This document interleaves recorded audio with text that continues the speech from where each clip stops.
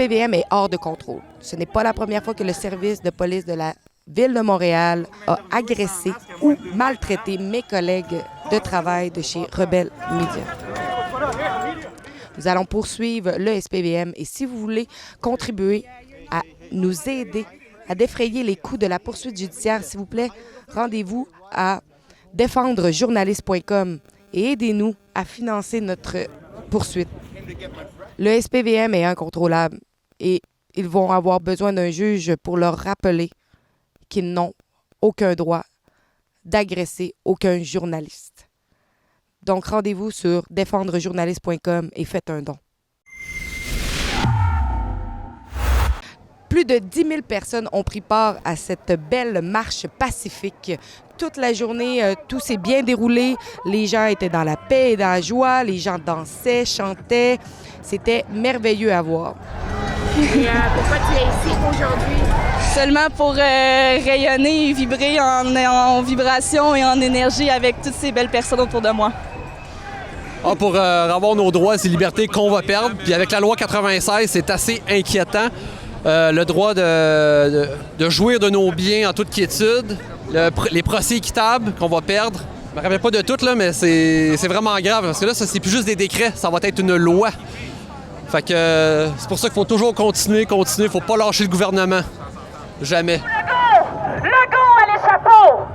Vive les Siluriers! Ça fait en fait au-dessus d'1 an parce qu'en ce moment, on perd nos droits et libertés fondamentaux en tant qu'être humain.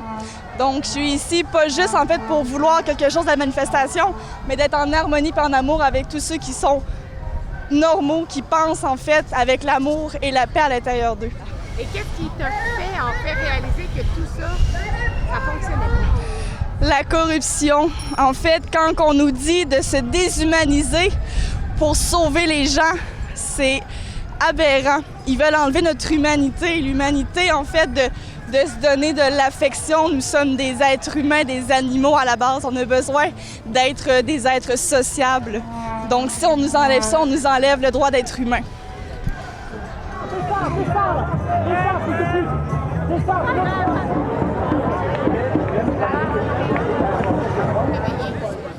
Moi, ça m'avait pris 2 semaines pour me réveiller, pour voir que ça ne marchait pas, juste à cause de la manipulation des masses.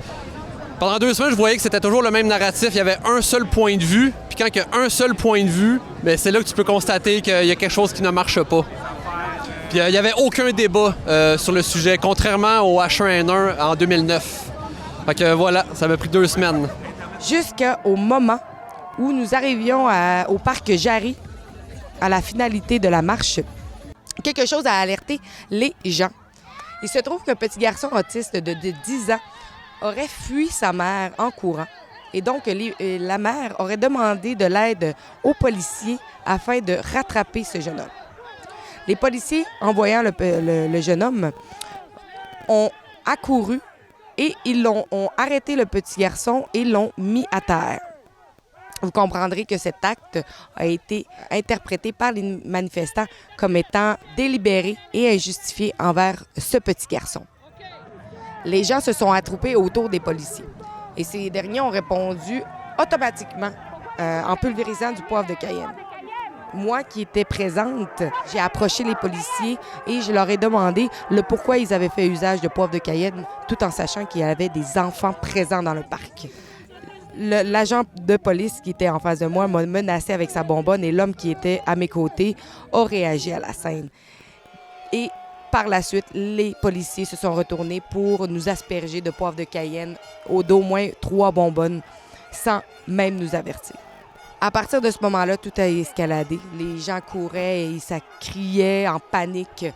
Les bénévoles pour la sécurité habillés en vêtements d'armée ont essayé de tenter le tout pour qu'aucun extrémiste qui voudrait agresser les policiers le fasse.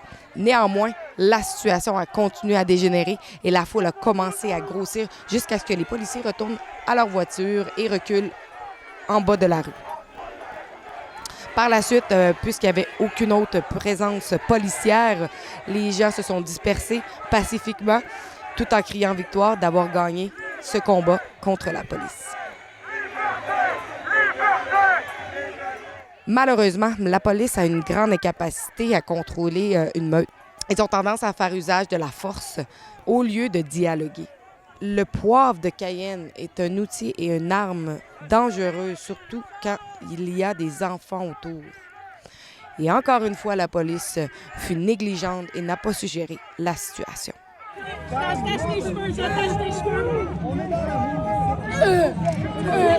Le SPVM est hors de contrôle. Ce n'est pas la première fois que le service de police de la Ville de Montréal a agressé ou maltraité mes collègues de travail de chez Rebelle Media. Nous allons poursuivre le SPVM et si vous voulez contribuer à nous aider à défrayer les coûts de la poursuite judiciaire, s'il vous plaît, rendez-vous à défendrejournaliste.com et aidez-nous à financer notre poursuite. Le SPVM est incontrôlable et ils vont avoir besoin d'un juge pour leur rappeler qu'ils n'ont aucun droit d'agresser aucun journaliste.